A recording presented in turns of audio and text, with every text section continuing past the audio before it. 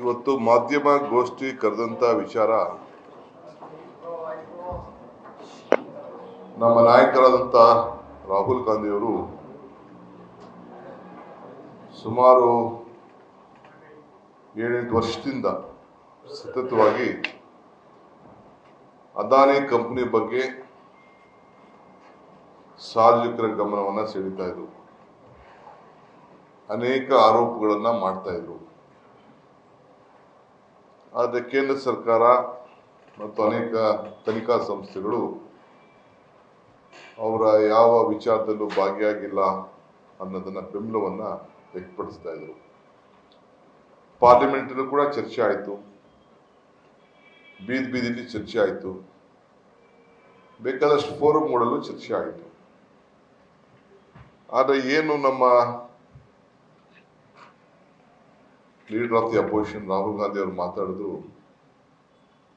ಇದನ್ನ ಅಟ್ಲೀಸ್ಟ್ ನಮ್ಮ ದೇಶದಲ್ಲಿ ಆಗಲಿಲ್ಲ ಅಂದ್ರೂ ಕೂಡ ಅಮೆರಿಕ ದೇಶದ ಒಂದು ನ್ಯಾಯಾಲಯ ಭಾರತದಲ್ಲಿ ನಡೀತಾ ಇರುವಂತ ವಹಿವಾಟು ಬಗ್ಗೆ, ಸಾಲ ತೆಗೆದುಕೊಂಡ ಬಗ್ಗೆ, ವ್ಯವಹಾರ ನಡೆಸಿದ ಬಗ್ಗೆ ಇಲ್ಲಿ ತಪ್ಪಾಗಿದೆ, ಲಂಚಕ್ಕೆ ಒಳಗಾಗಿದ್ದಾರೆ ಅಂತ ಹೇಳಿ ಒಂದು ಆದೇಶ ಕೊಟ್ಟಿರೋದನ್ನು ಕೂಡ ತಾವೆಲ್ಲ ಮಾಧ್ಯಮದಲ್ಲಿ ತಾವೆಲ್ಲ ಪ್ರಕಟಣೆಯನ್ನು ಕೂಡ ತಾವು ಮಾಡಿದ್ದೀರಿ.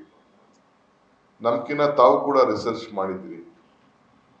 ನಮ್ಮ AICC ಕೂಡ ಈಗಾಗಲೇ ಇದರ ಬಗ್ಗೆ ಸುದೀರ್ಘವಾಗಿ ಅವರ ಅಭಿಪ್ರಾಯವನ್ನು ಕೂಡ ಬಿಡುಗಡೆ ಮಾಡಿದ್ದಾರೆ. ಮಾಧ್ಯಮ ಗೋಷ್ಠಿ ಕೂಡ ನಮ್ಮ ನಾಯಕರು ಇದರ ಬಗ್ಗೆ ಮಾಡಿದ್ದಾರೆ.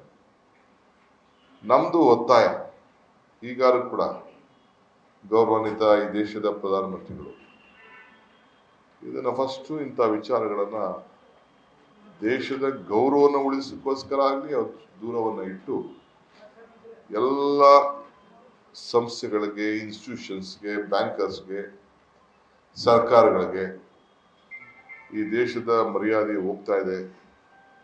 ಅವರು ಬೆಂಬಲಕ್ಕೆ ನಿಂತಂತವ್ರು ಕೂಡ ಹೋಗ್ತಾ ಇದೆ.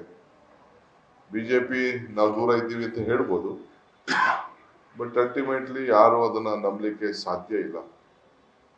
ಸೊ ಅದಕ್ಕೆ ಕಾನೂನು ಚೌಕಟ್ಟಿನಲ್ಲಿ ಅವ್ರಿಗೆ ಬಂಧಿಸುವಂತ ಒಂದು ಜವಾಬ್ದಾರಿ ಕೂಡ ಈಗ ನಮ್ಮ ರಾಷ್ಟ್ರದಲ್ಲಿ, ನಮ್ಮ ರಾಜ್ಯದಲ್ಲಿ ಆದ್ರೂ ಕೂಡ ಬೇಕಾದಷ್ಟು, ಹೊರಗಡೆ ರಾಜ್ಯದಲ್ಲಿ ಆದ್ರೆ ಬೇಕಾದಷ್ಟು ಎಲ್ಲರೂ ಕೂಡ ನಾವು ಬಂಧನಗಳನ್ನ ಮಾಡಿದ್ದೇವೆ.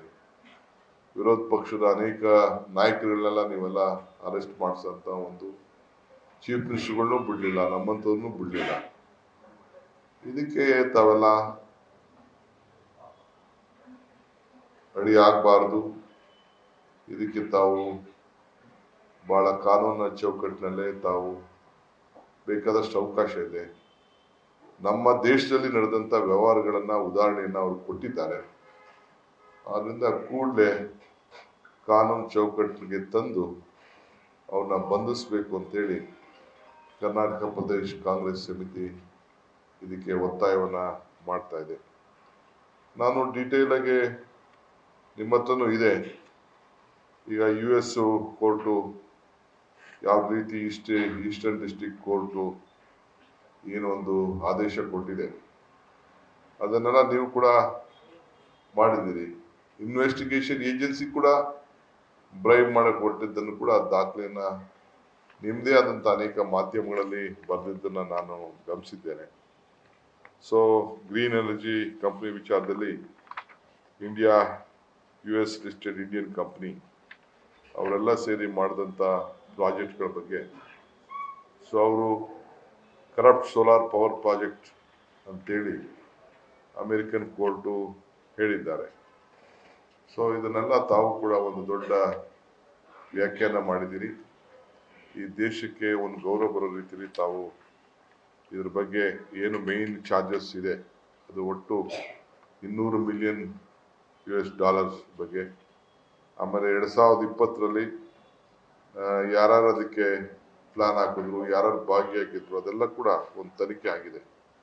ಸೊ ಆ ಹಿನ್ನೆಲೆಯಲ್ಲಿ ಅವರು ನಮ್ಮ ಸರ್ಕಾರದ ಅಫಿಷಿಯಲ್ಸ್ ಆಗಿರ್ಬೋದು, ಯಾವುದೇ ಅದಕ್ಕೆ ಸಂಬಂಧಪಟ್ಟಂತ ಪಾರ್ಟ್ನರ್ಸ್ ಆಗಿರ್ಬೋದು, ಎಲ್ಲನೂ ಕೂಡ ಸೇರಿಸಿ ಕಾನೂನು ಚೌಕಟ್ಟಿನಲ್ಲಿ ತರಬೇಕು ಅಂತೇಳಿ KPCC ಒತ್ತಾಯವನ್ನು ಮಾಡ್ತಾ ಇದೆ. ಇದು ಬಹಳ ಪ್ರಮುಖವಾದಂಥ ವಿಚಾರನ ತಮ್ಮ ಮುಂದೆ ನಾನು ತರಲಿಕ್ಕೆ ನಾನು ಬರ್ತಾ ಇದ್ದೇನೆ.